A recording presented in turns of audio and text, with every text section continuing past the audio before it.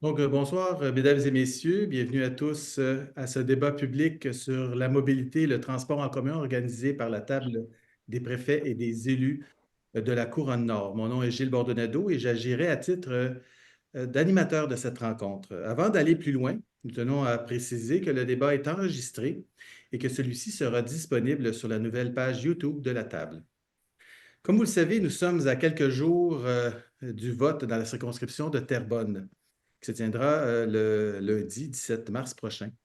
Dans le cadre de cette élection partielle, la question du transport en commun est plus que jamais au cœur des préoccupations des citoyens. C'est d'ailleurs l'une des conclusions contenues dans le sondage léger rendu public la semaine dernière pour le compte d'Alliance Transit. Pas moins de 80 de la population de la grande région de Montréal demandait au gouvernement du Québec d'augmenter le financement du transport collectif d'au moins 5 ce qui représente plusieurs dizaines de millions de dollars. Cet enjeu n'est pas nouveau. La mobilité sur la Couronne-Nord et particulièrement dans Terrebonne est un enjeu majeur qui touche non seulement notre qualité de vie, mais aussi notre portefeuille. Car selon les données de la CMM, la Communauté métropolitaine de Montréal, la congestion routière à Montréal coûte plus de 6 milliards de dollars aux Québécois. Bref, il y a beaucoup à dire, mais surtout beaucoup à faire dans ce dossier. Pour vous aider à y voir plus clair, nous confrontons ce soir les idées et les propositions de 4 candidats qui sont ici avec nous et qui ont accepté de se prêter au jeu. Depuis plusieurs mois, la table des préfets et des élus de la Couronne-Nord a multiplié les démarches pour porter la voix des citoyens jusqu'à l'Assemblée nationale.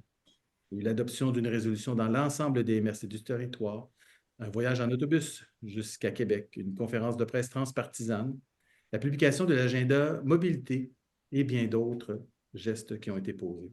Des pistes concrètes ont été proposées. Ce soir, nous voulons savoir si elles ont inspiré les candidats et s'ils ont des solutions concrètes aux enjeux de mobilité sur notre territoire.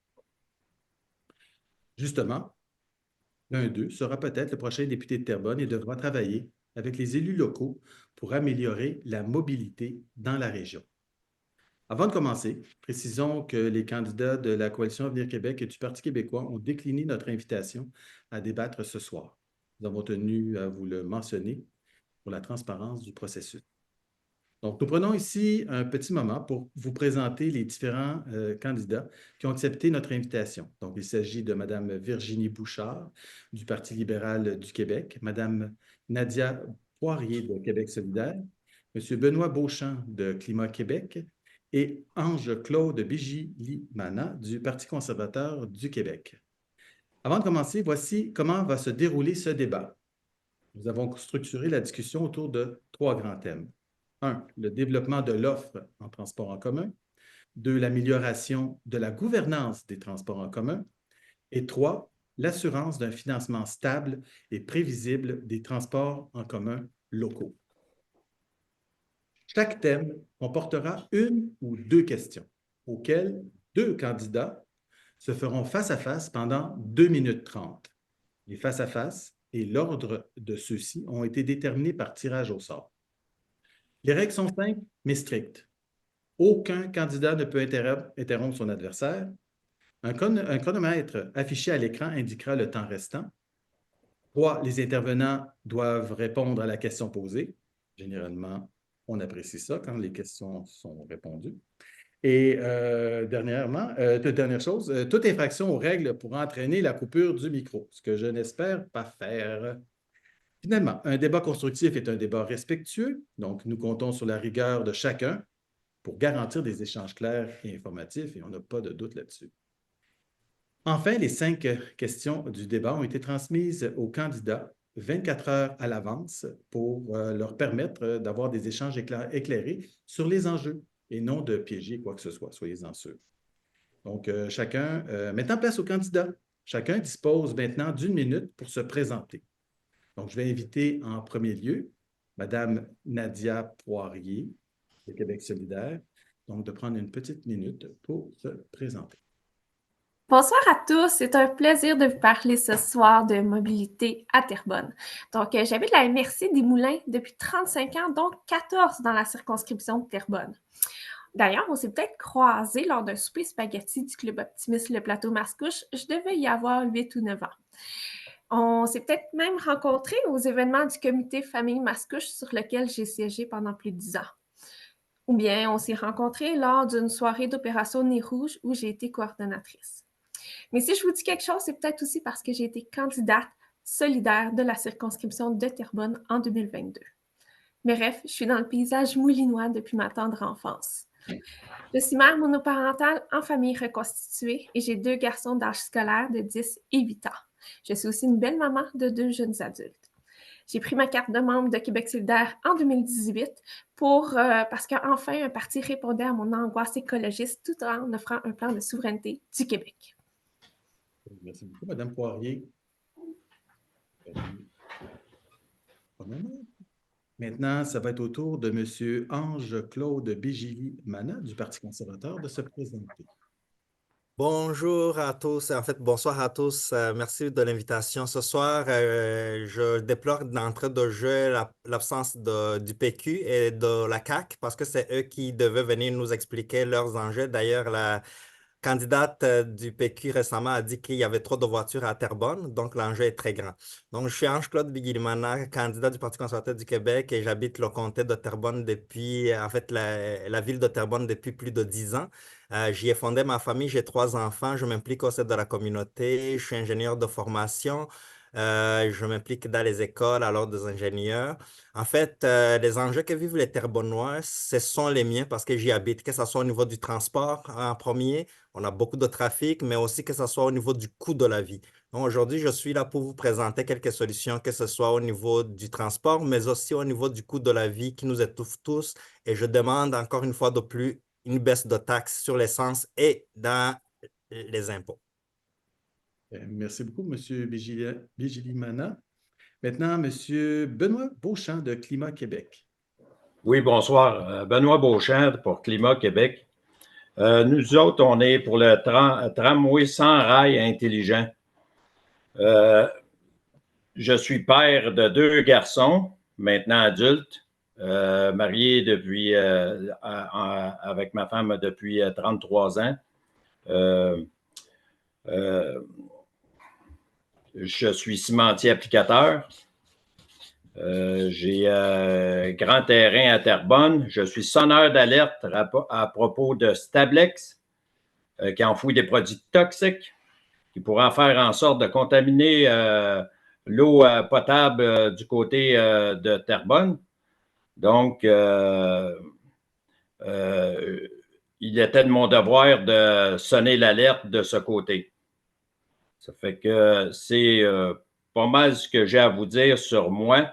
OK, j'ai décidé d'être en politique pour dénoncer plus facilement. Merci beaucoup, M. Beauchamp.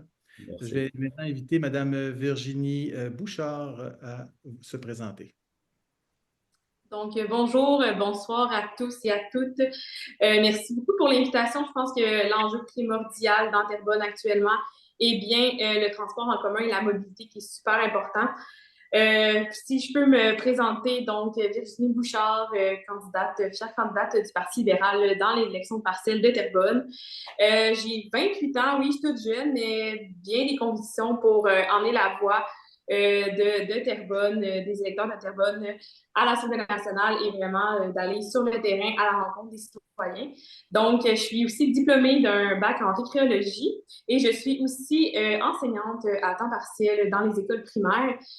Moi, en 2022, quand on a dit « ça prend des jeunes pour aller enseigner aux futurs électeurs », donc j'ai levé ma main et je suis allée travailler encore plus dans les écoles. Donc, c'est sûr que l'éducation, ça me tient très, très, très à cœur, mais aussi tous les autres enjeux dans Terrebonne, mobilité et économie.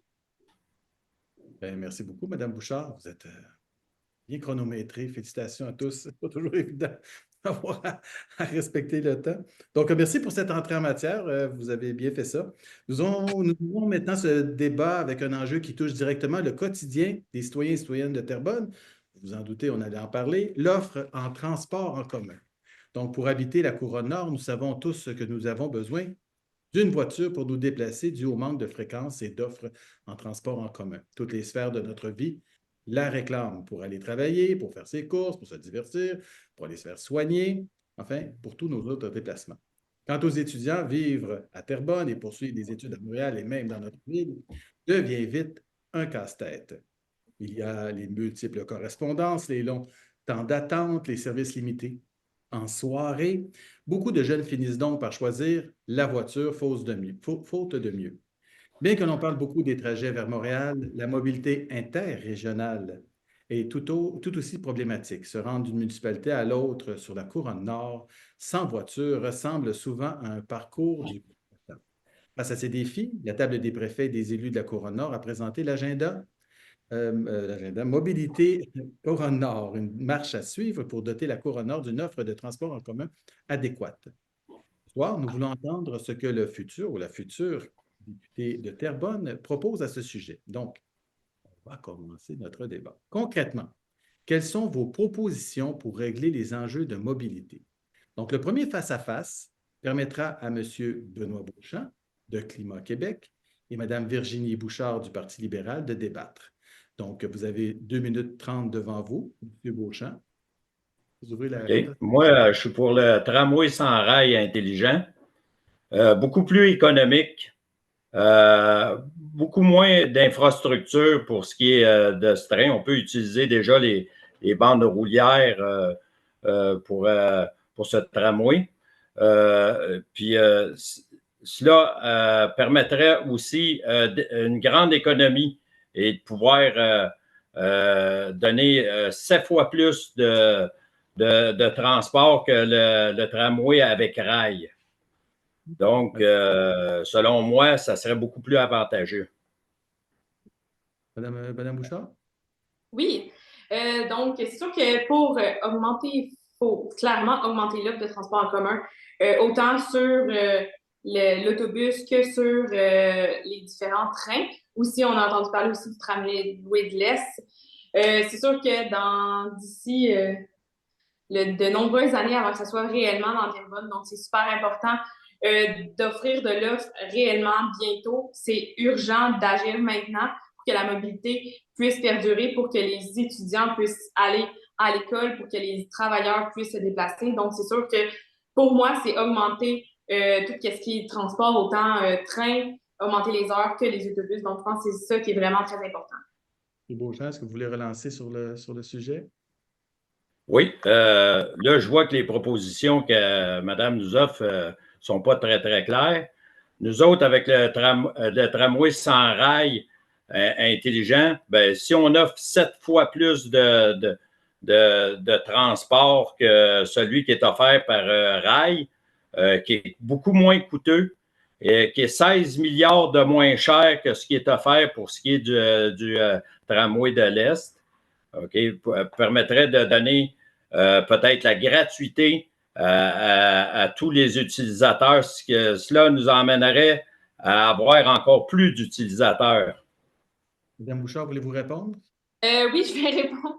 Oui, mais en fait, je comprends que oui, les tramways, c'est une bonne idée, mais ça va prendre tellement de temps avant que ça soit construit qu'actuellement, on en a besoin demain matin des nouveaux services de plus d'heures.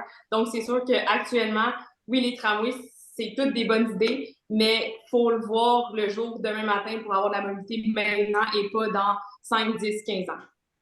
Bon, je vous remercie beaucoup tous les deux de votre échange. Donc, maintenant, c'est au tour de Mme Poirier de Québec solidaire et M. Bigili Mana du Parti conservateur, donc Mme Poirier de Québec solidaire. C'est Mme Poirier qui lance la discussion. Merci beaucoup, M. Bordonado. Donc, à Québec solidaire, on souhaite que le transport collectif devienne un service public. Donc, c'est important autant le transport collectif en périphérie urbaine qu'au niveau régional, donc que ce soit vraiment un service public, que ce soit nationalisé. On veut aussi donner le moyen aux villes et aux agences de transport de développer des modes structurants de transport collectif. Donc, en gros, parler à tout le monde, être tous ensemble dans la même équipe et trouver les solutions ensemble. Évidemment, il y a faciliter l'accès à des services d'autopartage. On a la chance d'avoir vu apparaître 3 voitures communautaires à Terrebonne dans les derniers mois. mais on a besoin de plus et c'est un bon moyen de laisser tomber son véhicule tout en ayant une possibilité de faire des longues distances de temps en temps. Et il ne faut pas oublier dans la mobilité, Oui, M. Bigliano, allez-y. Allez-y, monsieur. Oh, votre micro est fermé. En fait, merci. Il n'y a pas de problème du tout, Madame Nadia. En fait, moi, je pense que la solution est simple. Pourquoi toujours, on connaît déjà les propositions qui ont été faites par les préfets et les maires de la Couronne Nord. Les solutions sont déjà là, il manque juste de l'argent. Il faut juste que, et la personne absente aujourd'hui, c'est la CAQ. Ils auraient dû être là pour nous dire pourquoi l'argent n'est pas là. Ils allaient peut-être nous expliquer qu'il est dans Northvolt, qui est en train de faire faillite. C'est là le problème. L'autre problème qu'on a aussi comme enjeu, et puis je vais laisser la parole à Mme Nadia, c'est aussi au niveau de toujours vouloir ajouter les nouveaux tramways, etc. Ça n'a pas marché à Québec, ça va marcher pour Terrebonne le jour de l'élection, pendant que le train de l'Est, ils ne sont même pas capables de le gérer, ces gens-là. Et le PQ va éliminer les voitures, mesdames et messieurs. Le PQ va éliminer des voitures. Vous voyez, je vous donne un petit 15 secondes, puis après ça, M. Vigilemont, un dernier 15 secondes. Allez-y. En fait, outre ce qui a été dit juste après, le côté de « on aurait besoin des réponses de la CAQ », ça, je dois avouer être en accord avec M. Bigilimana. M. Vigilemont, un dernier mot? Madame Poirier, merci, mais aussi le transport sur la 25 Sud, la 25, moi je suggérerais que les gens de Terrebonne puissent y avoir accès gratuitement et non payer ce transport, le passage à la 25. OK. Ben, écoutez, merci beaucoup à vous deux de vos interventions. On a notre rythme, hein? Ça va bien, ça va bien. Félicitations. Donc, maintenant, on va passer à la deuxième question liée au bloc développer l'offre en transport en commun. Donc, Terrebonne est fière d'attirer des institutions comme l'UQAM, l'UQTR, sans parler du Cégep de Lanaudière et des nombreuses écoles secondaires et centres de formation de son territoire. En présence d'autant d'étudiants, la question d'accessibilité et de la fréquence des services autour des pôles académiques, des pôles académiques est essentielle pour éviter que l'achat d'une auto ne soit une nécessité. Entre 25 minutes de voiture et 2 heures d'autobus, pour nombre de jeunes, le choix est simple, c'est l'auto. Donc, bien que ce moyen de transport soit coûteux pour eux et relativement néfaste pour l'environnement. Dans ce sens, chères candidates et candidats, quelles sont vos propositions pour augmenter l'offre de transport en commun autour des pôles académiques? OK? Donc, cette première discussion mettra aux prises M. Bigilimana du Parti conservateur et M. Beauchamp de Climat Québec. Et c'est M.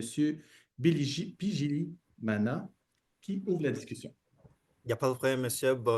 Vous voyez, moi aussi, j'ai Bordonado. Donc, on a des noms qui se ressemblent et puis kilométriques. Pour commencer, en fait, je voulais dire, au Parti conservateur du Québec, on appuie le maire de Terrebonne pour le pôle universitaire ici à Terrebonne. On attend encore la construction. La CAQ l'a promis. Peut-être que d'ici les prochaines élections, il l'aurait réalisé. Mais en fait, l'autre chose qu'il faut aussi regarder au niveau du transport pour nos jeunes, c'est aussi de le rendre de plus en plus intelligent. Pourquoi ne pas commencer à réfléchir sur des solutions intelligentes, entre autres, on est dans l'ère de la technologie. Parfait. Monsieur Beauchamp? Moi, c'est toujours le tramway sans rail intelligent qu'on pourrait faire des stations qui se rapprochent près de ces académies, qui seraient gratuits, qui est donc plus accessible pour les étudiants, qui pourrait permettre de transporter plusieurs personnes en même temps, qui fera en sorte de désengorger les routes, permettant ainsi d'éviter le trafic. Si vous parlez de 300 personnes, c'est une capacité de 300 voitures de moins sur la route. Donc, je vous laisse imaginer la longueur du trafic qu'il y aurait en avant de votre véhicule. Fait que, oui, ça... Mais monsieur Beauchamp, vous savez, au Québec, on n'a plus d'argent parce qu'on a mis beaucoup d'argent dans tout ce qui est notre vote, Lyon électrique et autres qui sont en train de nous rendre. On est rendu à 11 milliards de déficit ici au Québec et d'ailleurs, bientôt, le ministre va déclarer qu'on est rendu à 15 milliards de déficit au Québec. L'argent, il va venir d'où? Tu sais, il ne faut pas rêver non plus en couleur, là. L'argent, il vient de nos poches. Et nous, au Parti conservateur du Québec, on a lancé la pétition Mon char, mon choix. C'est aux citoyens de choisir en quoi ils roulent, en défaut de voir l'État qui offre un bon service en transport en commun. M. Beauchamp, voulez-vous Oui, mais monsieur, ce qu'il ne calcule pas, c'est que nous autres, ce qu'on offre, c'est un transport à 2,4 milliards au lieu de 18 milliards. OK? Puis que pour la société, là, on paye 5,77 de coûts d'entretien par rapport à la pollution, puis au chemin, puis ainsi de suite, d'infrastructure, quand que le transport en commun en coûterait 1,14 $. Ça fait que c'est important de tenir compte de ça. Je vous remercie. Peut-être dans une prochaine, M. Beauchamp, si ça s'y prête, peut-être de nous expliquer un peu plus précisément ce que c'est, ce que ça représente, là. C'est quoi le projet concrètement? Parce que même moi, qui suis quand même un peu branché, puis peut-être vos collègues, on ne sait pas trop à quoi ça. Mais bien sûr, je peux vous dire à quoi ça réfère. Ben, OK? C'est le centre universitaire. Non, on y va. On passe, on vous donnera une opportunité tantôt de pouvoir en reparler lorsque ce sera votre tour. Merci. Invitez-moi là. Donc, c'est maintenant au tour de Mme Poirier de Québec solidaire et Mme Bouchard d'échanger. Donc, je vous rappelle la question, toujours l'offre de transport en commun autour des pôles académiques. Donc, c'est Mme Poirier qui ouvre la discussion. Merci. Donc, si on respecte la cible du plan d'action de 2018-2023 de la politique de mobilité durable, qui est d'augmenter de 5 % par année l'offre de transport collectif, il y a plein de projets qu'on pourrait réaliser. Il faut comprendre que depuis 2018, on est à 0 %. Je vous suggère l'augmentation du nombre de trajets diversifiés. Ça, c'est vraiment important que ça vienne, que les trajets d'autobus viennent d'un peu partout sur le territoire, qui se rendent au Cégep de Terrebonne, au CFP des Moulins et au campus de la Naudière de l'UQAM. C'est exact, c'est tout au même endroit, un sont devant l'autre. Autrement, on pourrait desservir l'axe Est-Ouest en autobus, que ce soit pour aller au Cégep Lionel-Groulx à Sainte-Thérèse ou au quartier universitaire à Lachenay. Okay. Madame Bouchard? Oui, donc si je peux faire un peu de pouce, effectivement, depuis le plan d'action offert par le gouvernement libéraux en 2017, avant 2018, on était à 32 % d'augmentation, quand même, qui était une bonne augmentation en mobilité. Depuis 2018, on n'a aucune amélioration depuis 7 ans. La CAQ n'a pas eu d'amélioration pour ça. C'est sûr qu'on sait que les étudiants ne viennent pas juste de Montréal, ils ne viennent pas juste de Terrebonne, surtout avec le nouveau quartier universitaire. Les gens vont vouloir venir étudier dans un quartier universitaire dans la Rive-Nord.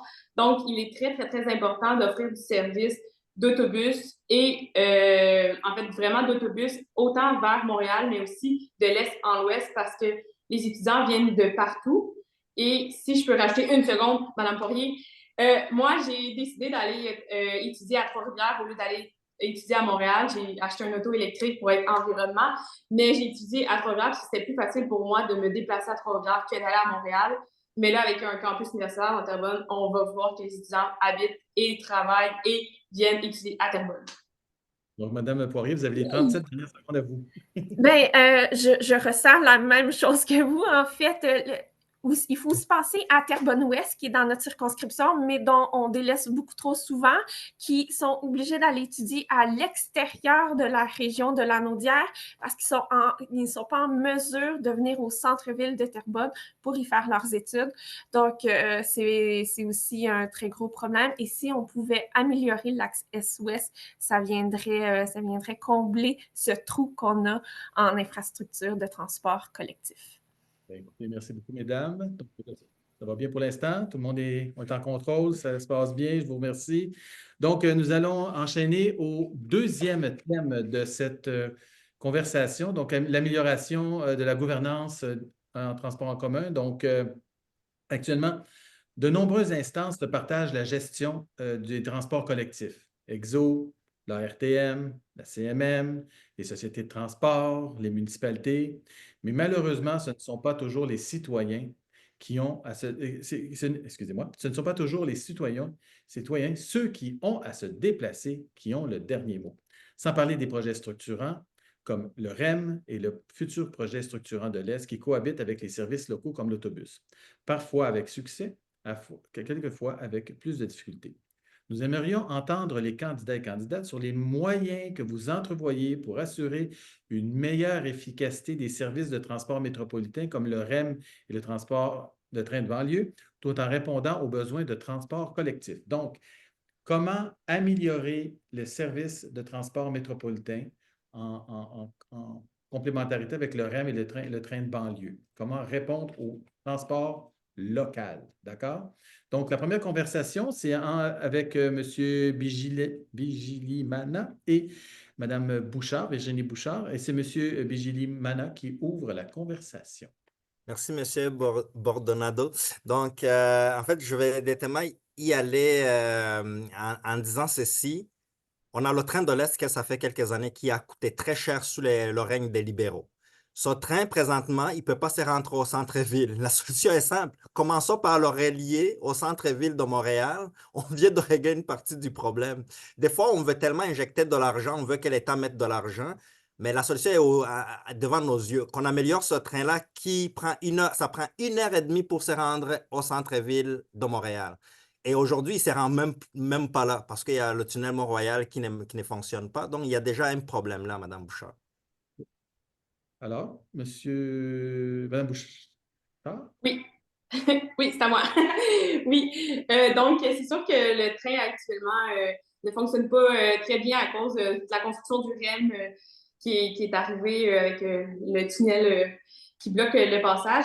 Mais je pense que aussi, qu'est-ce qui est super important, c'est de mieux aligner tous les transports ensemble. C'est pas normal que quelqu'un a besoin de faire 4 connexions pour arriver au centre-ville et même 4 connexions pour se déplacer de Terrebonne à Blainville ou vraiment de l'Est à l'Ouest aussi, ce qui est super important.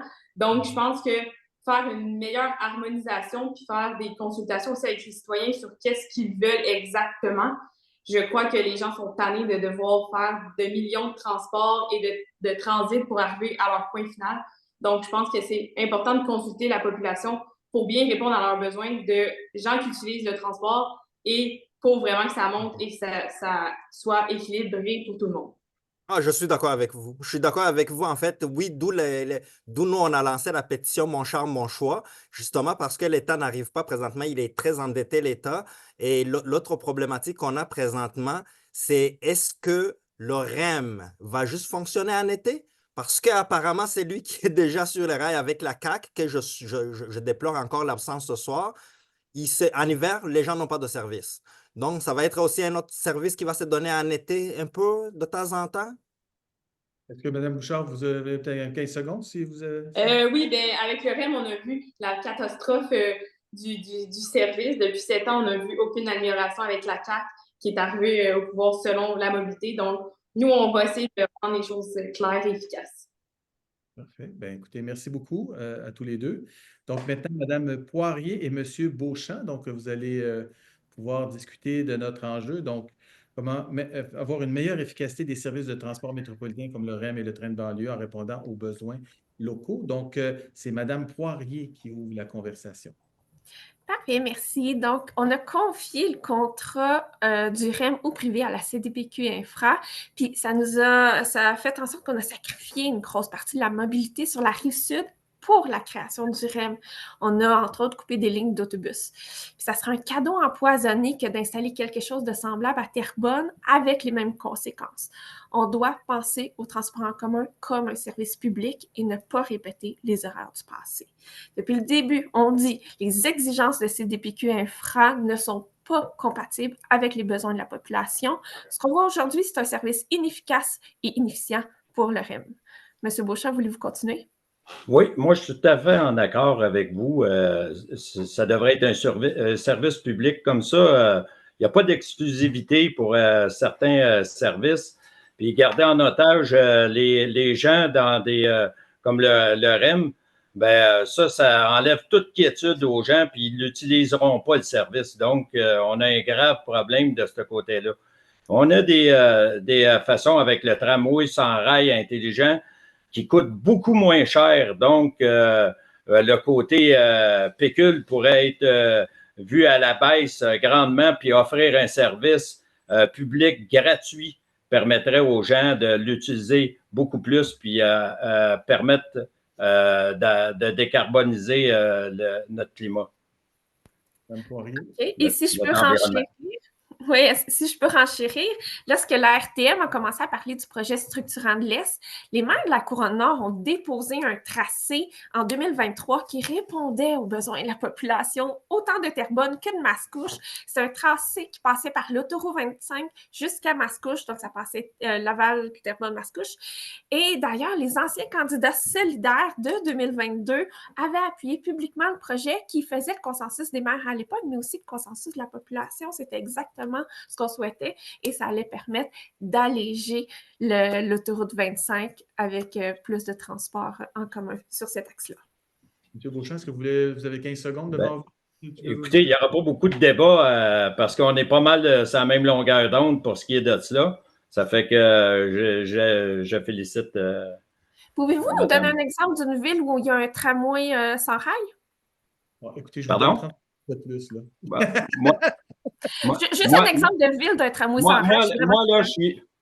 Ah, écoutez, allez-y. Non? OK. Okay. Il n'y en a pas, en fait. Il n'y en a pas. C'est une technologie qui n'est pas encore testée. C'est dans les études. Moi, je suis ingénieur de formation. Là. Donc, c'est quelque chose qui est très coûteux d'ailleurs, mais on en débattra autrement. OK, que ça aurait pu être intéressant, mais on va respecter nos lignes de conduite. Donc, merci à tous de votre discipline et de votre gentillesse les uns avec les autres. J'apprécie, c'est vraiment bien.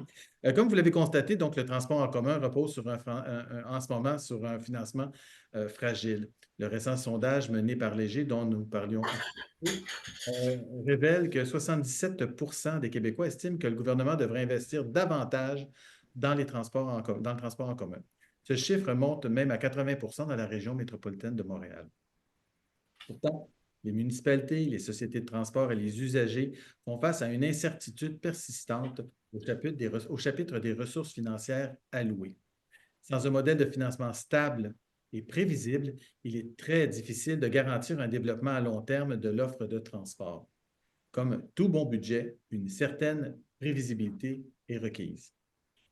Un peu comme avec les moments que nous vivons avec M. Trump. Hein? La prévisibilité est requise. Donc, excusez-moi, petit moment éditorial. Donc, la question, donc sur le thème numéro 3, assurer un financement stable, notre question est la suivante.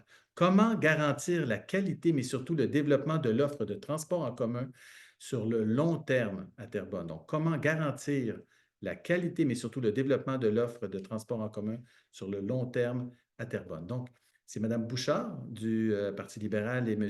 Bijili Mana du Parti conservateur qui sont les premiers à débattre. Mme Bouchard.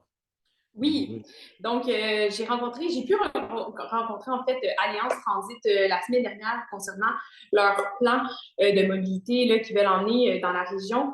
Donc, c'est sûr qu'ils veulent, et c'est tout à fait normal actuellement, là, les gens veulent plus de transport en commun. Donc, il est sûr qu'ils demandent que 50% des sommes allouées aux infrastructures routières et de mobilité soient faites pour la mobilité directement de transport en commun et tout. Donc, c'est sûr qu'on appuie que 50% des fonds alloués à la mobilité soient pour le transport en commun, ce qui va amener une stabilité de 50% à chaque année pour ça. Donc, c'est sûr que pour nous, on appuie totalement cette offre qui va être perdurée dans le temps. Monsieur Bijili. On ne vous entend pas. Votre micro. Mon Dieu, je me fais avoir avec ce micro-là. Mais il y a aussi d'autres solutions qu'il faut commencer à réfléchir. D'abord, pour pouvoir y arriver, chers citoyens et citoyennes, n'élisez pas l'OPQ. N'élisez pas la CAQ parce qu'on l'a vu à Québec, ils n'ont pas encore réussi à mettre aucun transport, ni ici. Ce n'est pas à Terrebonne qu'ils vont réussir. Donc, il ne faut surtout pas élire les deux partis, la CAQ et l'OPQ, c'est les vases communicants. Ça, c'est la première chose. La deuxième chose, par rapport à ce que M. Beauchamp disait tantôt, c'est il y a aussi d'autres technologies qui existent. Vous savez, il y a M. Couture, le professeur Couture, qui est un Québécois, qui a fait des travaux sur un moteur roue. Ça coûterait 80% moins cher que le tramway que M. Beauchamp disait. Donc, il y a d'autres technologies qu'on peut utiliser ici si on veut vraiment pérenniser davantage notre transport en commun. Madame Bouchard, je vous donne les 45 dernières secondes. Oui, donc c'est sûr qu'actuellement, aussi pour avoir vraiment une belle structure de transport en commun avec tous les moyens qu'on peut avoir. Il faut vraiment rejoindre la politique, en fait, le plan d'action mobilité qui avait été fait de 2018 à 2023. Actuellement, avant 2018, le gouvernement libéral suivait ça très à jour. C'est eux qui l'ont mis en place. Mais depuis 2018-2023, on n'a plus de données et on a vu qu'il n'y avait aucune amélioration. C'est à 0% depuis tout ce temps. Puis, dans le plan, il y avait vraiment des contextes économiques très structurants et ce qui va permettre d'avoir de la mobilité puis du financement pour nos transports en commun. Merci beaucoup. Donc, merci beaucoup à vous deux. Donc, c'est au tour maintenant de M. Benoît Beauchamp de Climat Québec et Mme Nadia Poirier de Québec solidaire de discuter. Donc, je vous rappelle la question pour garantir la qualité, mais surtout le développement de l'offre de transport en commun sur le long terme. Donc, on parle de financement stable. Quelles sont vos propositions à ce sujet? M. Beauchamp qui ouvre la conversation. Oui. Vous avez déjà des modes de financement là, qui sont déjà alloués là, selon les plaques qu'on paie. Déjà là, on rajoute 125 $ de plus là, depuis cette année. Bon, ben, on peut se servir de ça puis gérer ça autrement puis efficacement pour avoir le transport en commun gratuit. OK. Nous autres, là, le tramway sans rail intelligent, c'est un tramway qui fonctionne à batterie. Donc, pour ce qui est de l'économie, pour ce qui est du pétrole, ben là, on a une grande économie. On n'a pas besoin de rails. On n'a pas besoin d'assises pour asseoir ces rails.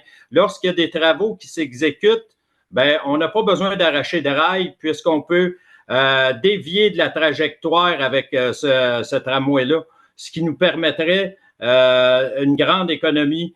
Donc, on pourrait trouver plus facilement le financement avec déjà ce qu'on a. Madame Poirier? Oui, super. Donc, dans les dernières années, il y a une grande proportion du programme d'aide au développement du transport collectif qui a été plus dépensé dans le milieu urbain versus les régions. Puis là, on parle vraiment de moins de 10% qui a été dédié aux régions et ça perpétue une iniquité de longue date.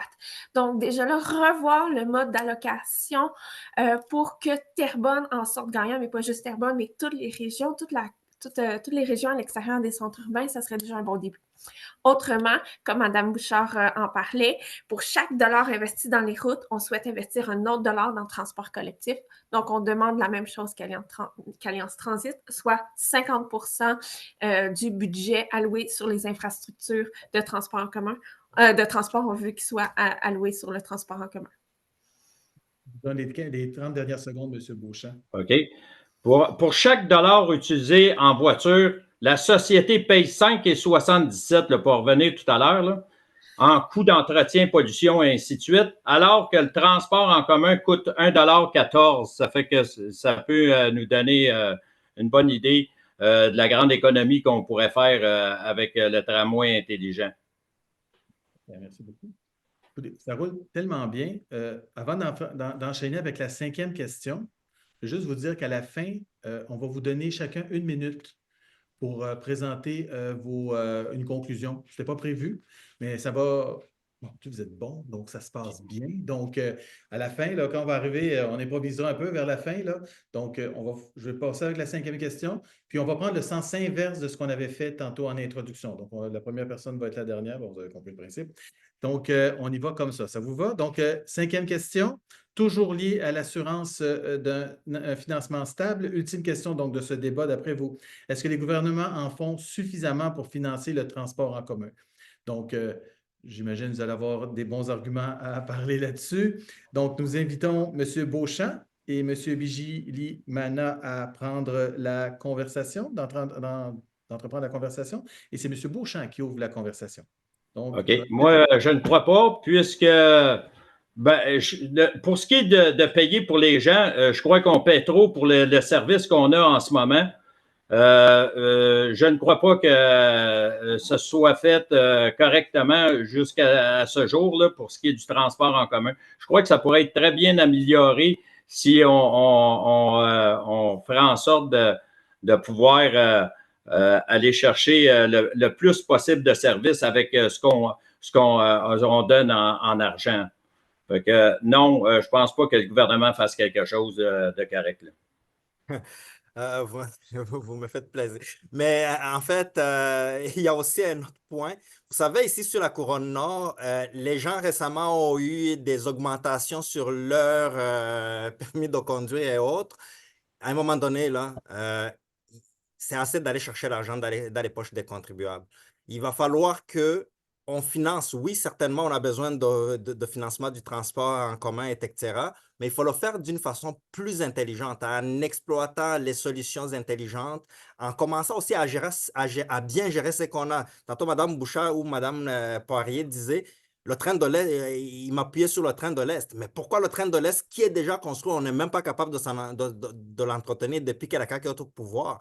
Donc, il y a ces enjeux-là qu'il faut savoir. Et là, ce qui me fait mal de plus, c'est de savoir que non seulement le PQ, à part la souveraineté et la séparation pendant les moments difficiles ici au Québec, ils n'ont rien d'autre à proposer que de dire il y a trop de voitures à Terrebonne, il y a trop de voitures. La solution, il y a trop de voitures à Terrebonne, mais ils ne savent pas c'est quoi, mais on les attend pour nous donner beaucoup d'autobus. Mais Madame Catherine qui est absent, qui a pointé aux absents aujourd'hui. Monsieur Beauchamp?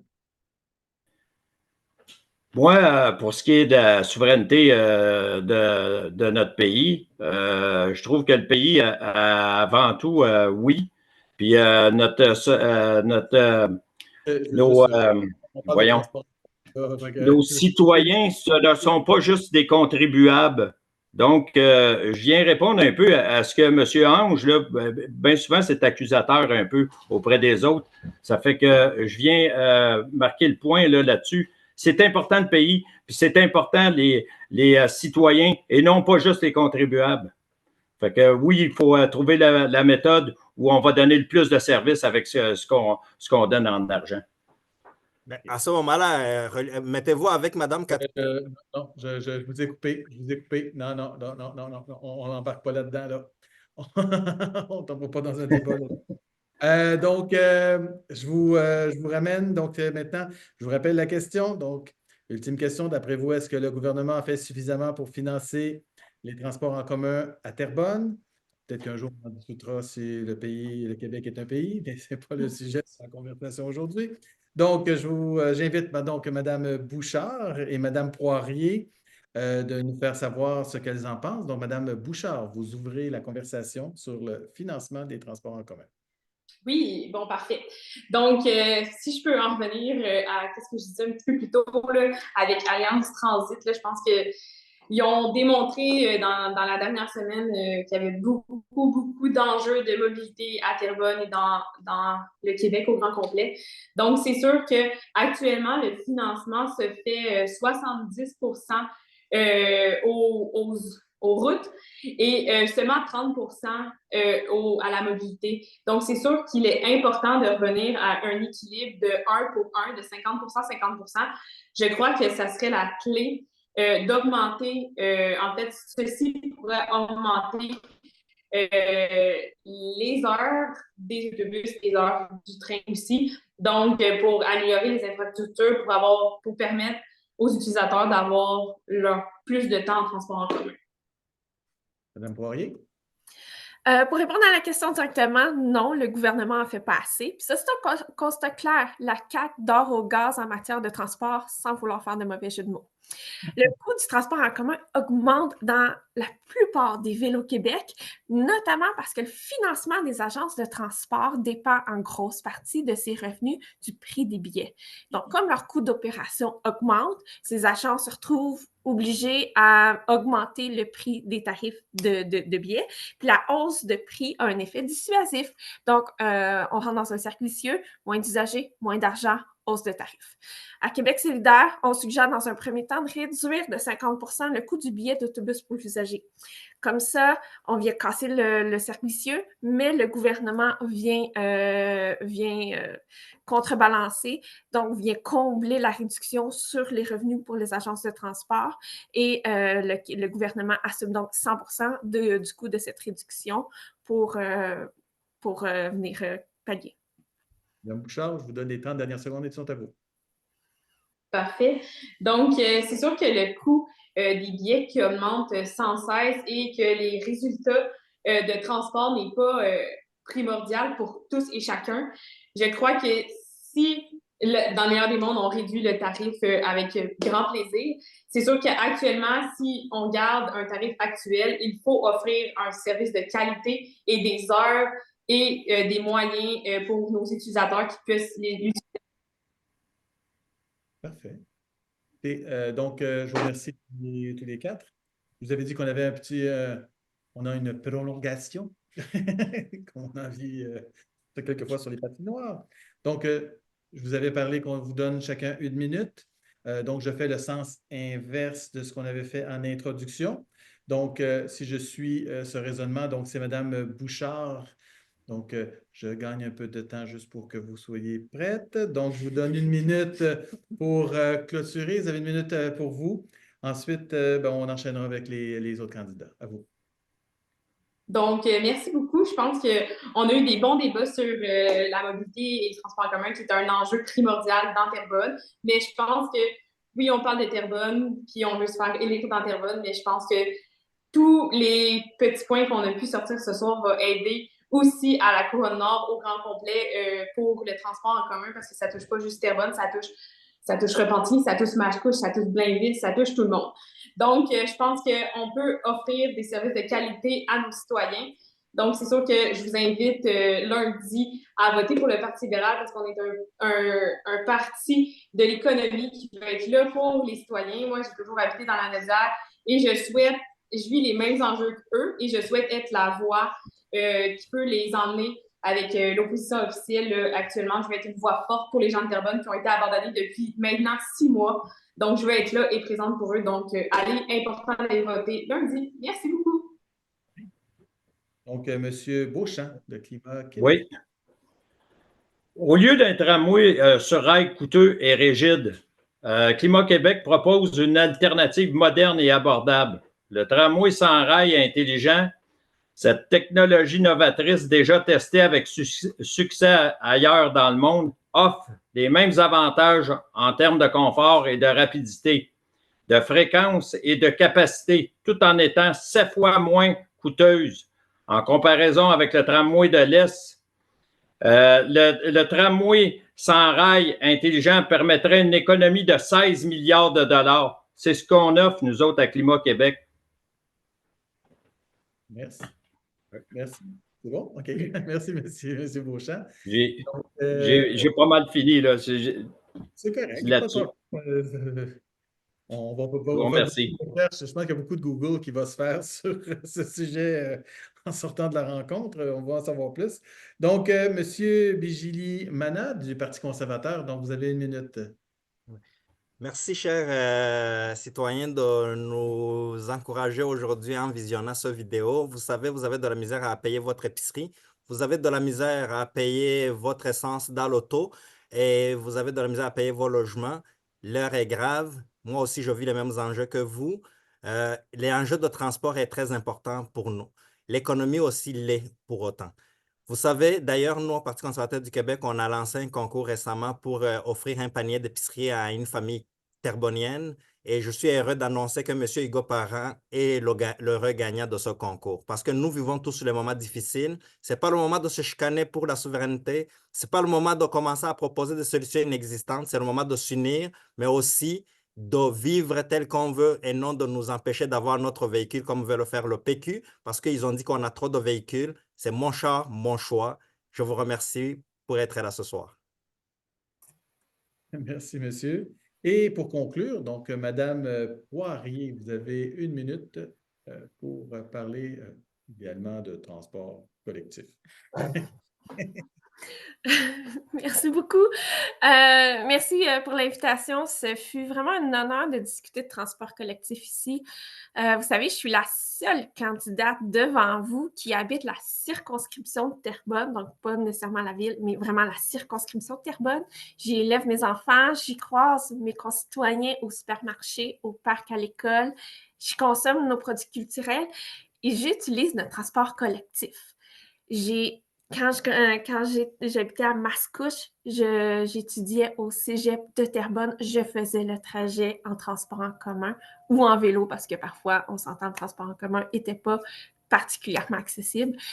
Quand j'habitais à Terrebonne et que j'étudiais ou que je travaillais à Montréal, je prenais quotidiennement le transport collectif. Je sais c'est quoi notre réalité. Je connais nos horaires.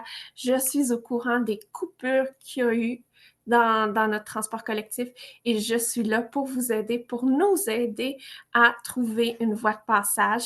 Et Québec solidaire propose un projet de société qui fera face à tout ça. Merci. Merci beaucoup. Donc, merci à vous quatre de votre générosité, de votre présence ce soir. C'est grandement apprécié. Vous avez réussi à nous éclairer sur vos positions, sur ce que vous voulez promouvoir pour Terrebonne en ce qui a trait au transport collectif et à la mobilité. On sait que ce sont des enjeux qui sont au cœur du développement et l'épanouissement des citoyens et des gens de la circonscription de Terrebonne. Je remercie les citoyens de Terrebonne qui ont assisté à la rencontre en direct et ceux qui vont y assister d'ici de Terrebonne, mais aussi de toute la Couronne Nord, puisque je vous rappelle que ce débat est enregistré et qu'il sera disponible dès ce soir sur la page YouTube de la table des préfets et des élus de la Couronne Nord. Donc, je vous invite à revoir ces échanges et à poursuivre la discussion autour de vous, d'en discuter avec vos enfants, parce que c'est un enjeu qui va. Les jeunes à la maison, on est une région qui vieillit, hein, donc beaucoup plus d'ados, plus de jeunes adultes. Donc, je vous invite donc à aller voir ce vidéo et je vous invite surtout, les électeurs de la circonscription de Terrebonne, d'aller voter lundi si vous ne l'avez pas déjà fait. Je sais que c'est une élection partielle, puis souvent, il y a un peu de désenchantement sur les élections dans des élections partielles, mais le vote de chacun d'entre vous est précieux et crucial. Les gens qui sont devant vous et ceux qui ne sont pas présents aujourd'hui se présentent à vous avec leur position, leur programme, et c'est comme ça qu'on peut permettre à notre société de grandir, notre société démocratique de grandir, c'est en votant, en faisant savoir notre opinion. Donc, je vous remercie tous et toutes de votre participation ce soir et de votre participation. Je vous invite à passer une bonne soirée et une bonne fin de soirée et au plaisir de vous recroiser dans d'autres circonstances. Donc, merci beaucoup. Bonne fin de soirée. Merci. Merci à vous pour Merci. l'invitation Bonne et soirée. redonner le pouvoir au maire. Merci.